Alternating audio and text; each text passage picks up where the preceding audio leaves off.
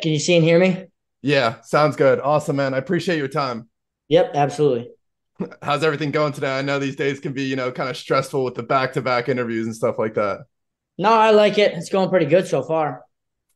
Sounds good. So I won't waste too much of your time. First question. Obviously, right after that loss to Rafian Stotts, you didn't have time to go back and watch the fight, but you were pretty confident that you had won. When you went back, you watched the fight with your coaches. You still feel like you won the fight.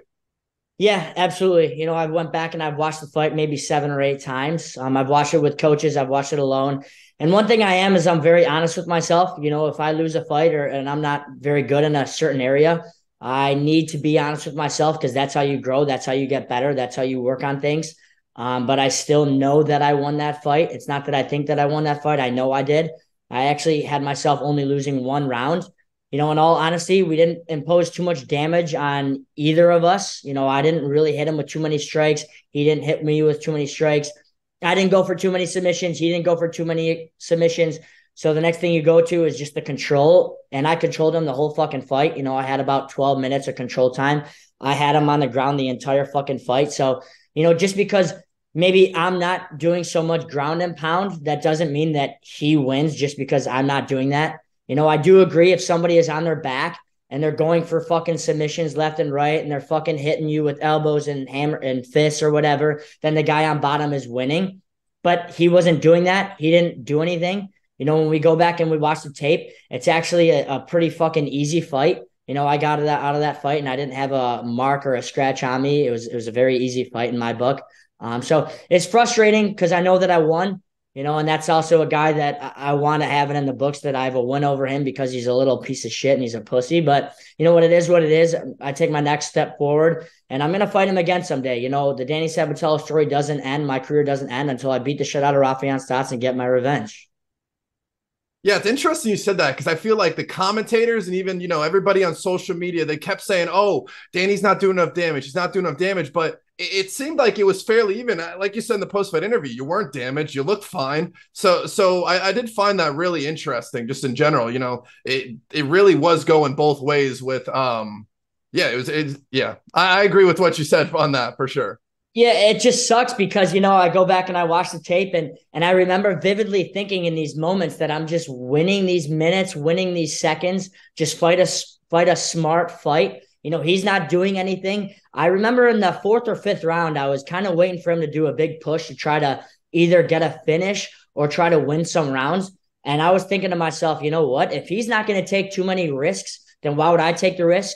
Why would I posture up? Why would I go for these crazy submissions? If he's not doing that, just take the easy victory because I'm winning these seconds. I'm on top of him. I'm controlling him. He's not even creating scrambles to get out. One thing that we underestimated was how shitty his grappling actually is. He really couldn't get away from me. So it's frustrating, but you know what? You live and you learn. One thing I do know that I need to do with these fights is I need to always go for it.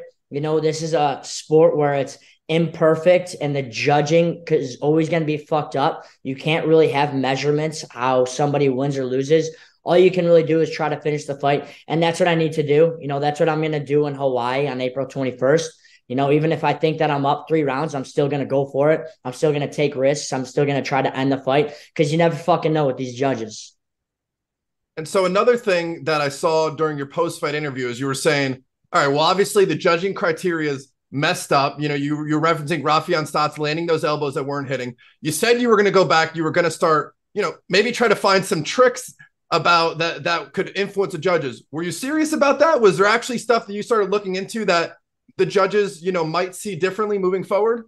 Yep, absolutely. It's been part of the game plan now. I went right back into the gym that next week after the fight because I wasn't hurt or anything and I love training.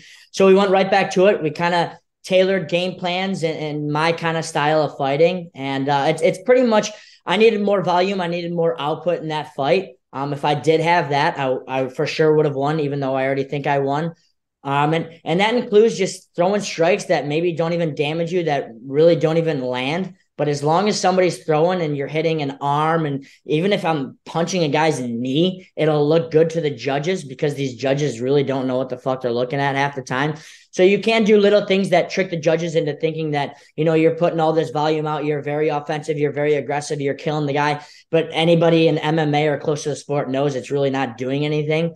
That is part of my plan with these fights because, it's not just about winning these fights. It's about tricking 3 specific people. It doesn't matter what the entire world or anybody thinks or knows about the fight or whatever. It's all up to 3 fucking people. And those are the people that you have to trick. And as long as you get 3 people out of the entire world on your side, you're going to get the W. And that's what all I want is I want the W. I got into this sport to be the best fucking fighter in the world. And I will be the best fighter in the world. And in order to do that, I need to trick 3 judges. So that's what I'm going to do is I'm going to have no doubt in these judges' mind, if it does go the distance, that I beat the fuck out of this guy. And so I know you've never lacked motivation, in your training and everything, but did you feel yourself getting extra gear after that loss? Just a little extra motivation, like, all right, now I really got to come back and just shut all these people up. Yeah, I think I'm a little bit more hungry. I'm always hungry. I've been hungry ever since the day I was born. I always like tearing people's fucking faces off. But to feel like I really got robbed and had something stolen from me, it kind of just puts a little bit of a chip on your shoulder. It kind of makes you just a little bit more aggressive, not just in fighting, but in your every daily life. And I think that's how I am right now. I think I'm the most dangerous fighter in the world right now because I'm coming off a loss in which I won. So I'm obviously pissed off and I'm going to take a lot of risks. I'm going to go for things and I'm really not going to have any compassion towards my opponent. I picture my opponent bloody in this fight, April 21st in Hawaii. And that's what kind of has me salivating right now is just I can get my revenge from losing that Rafian Stotts fight with kicking the absolute shit out of Marcos Breno in Hawaii. And I'm very much looking forward to it. We're about 2 weeks out and I can't fucking wait. I can't even sleep at night. I have 2 people in my mind right now. That's Rafian Stotts and Marcos Breno. I'd be lying if I told you that I'm completely over the Rafian Stotts fight, which I'm not. I don't think I'll ever be. That's just me being completely honest. I know you have to have your eyes set on one person, and for sure I am. I am set on Marcos Breno, but man, I just can't wait for that fucking fight again.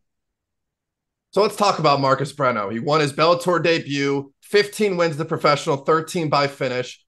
Now that you've been preparing for him, I'm sure you've been watching a little bit of footage. What do you think about him? What are you expecting from him?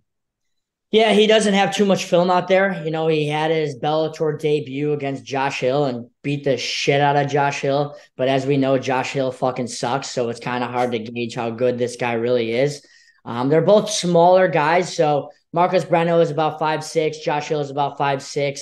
When you have that happen and 2 midgets going at it, you don't really know how they're going to be with their stand-up. I'm a guy that's 5'10" and long and big for the weight class. So it's going to be a little bit of a different fight for him because he has to really commit to getting into distance to landing those shots. Against Josh Hill, he looked very balanced in his strikes. He looked like he was very powerful, which I think he is. If he lands on me, it will be a heavy shot. But again, it's hard to get into distance against a guy that's very tall and lengthy and uses his jab. I don't really think he poses a threat too much anywhere. Obviously this is MMA and anybody can land a lucky shot. If you do touch somebody on the chin, their lights go out. Absolutely. You have to respect your opponent in that aspect. But other than that, I think I'll just take this guy to school. Obviously nobody's better than me in MMA on the ground. So I'll absolutely tear him up there. And on the feet, I think I'm just too long, too quick, too composed, too smart. And I have too much conditioning with this guy. If it does go to the later rounds, the 3rd round, I think I do break him. He's younger. So given all this animosity that we have towards each other, given this fight week that, now he has to fight Danny Sabatello, which, the stakes are a little bit higher. I hope he talks some shit so he puts a little bit more pressure on himself. That will take a toll on these young guys in this game towards the later round. They usually get tired because they're so hyped up. I imagine he's going to be hyped up for this fight because it's his biggest fight of his life. And I'm going to take advantage of that. I'm just going to have a veteran move. I'm going to be cool, calm, composed, and I'm going to go for it in those later rounds, and I'll finish him. Yeah, I mean, like you said, you never want to underestimate somebody because anything could happen. But at the same time, do you see this as somewhat of a step back in competition? I mean, you fight Rafian Stotts. I know you think Leandro Higo sucks, but he's got a lot of experience. Do you see this as a slight step back in competition?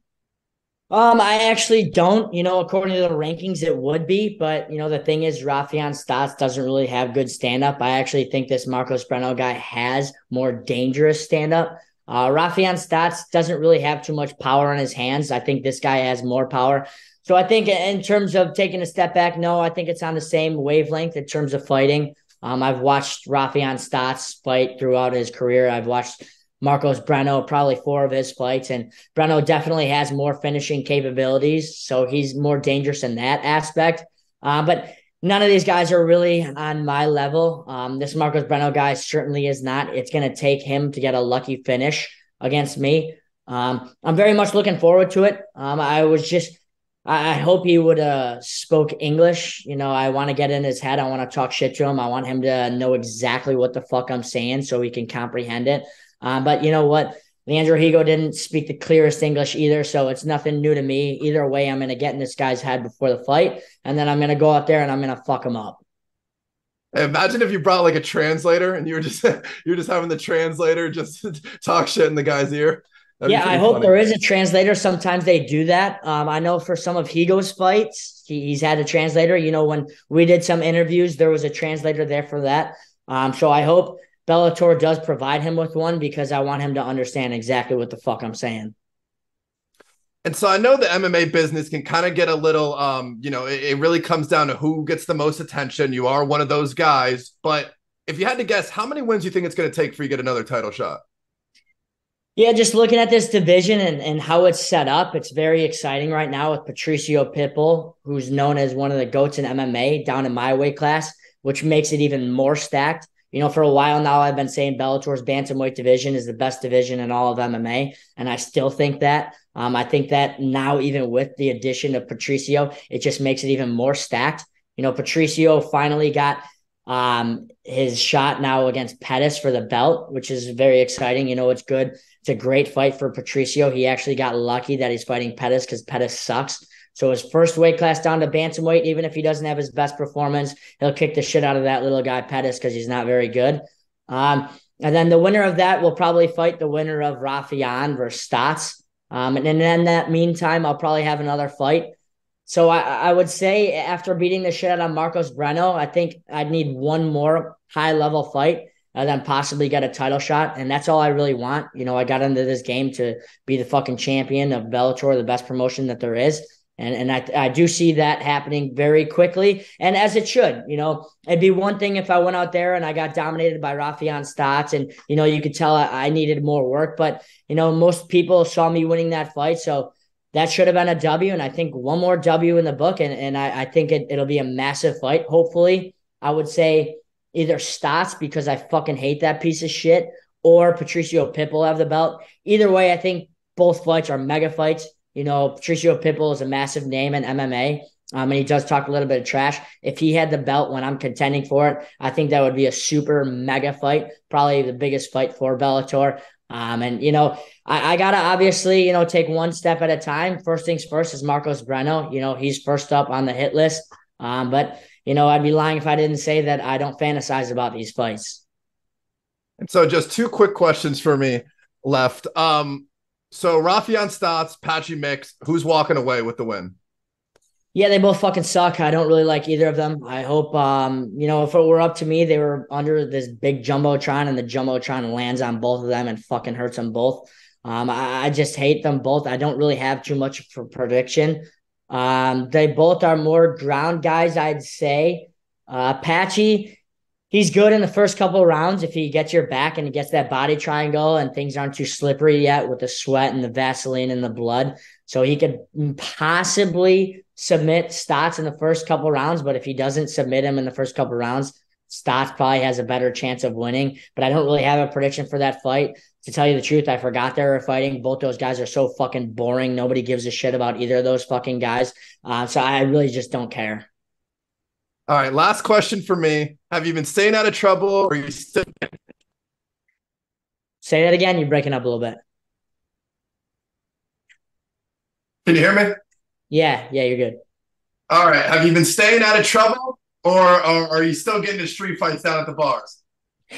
Well, I mean, I would never try to incriminate myself by admitting anything.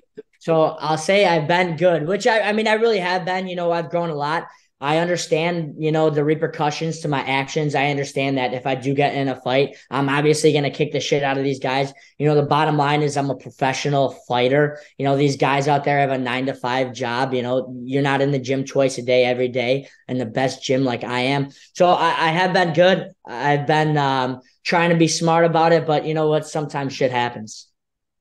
And that's all I have for you today, Danny. I really appreciate your time, and I hope for all the best for you in your next fight moving forward. Absolutely. Thank you.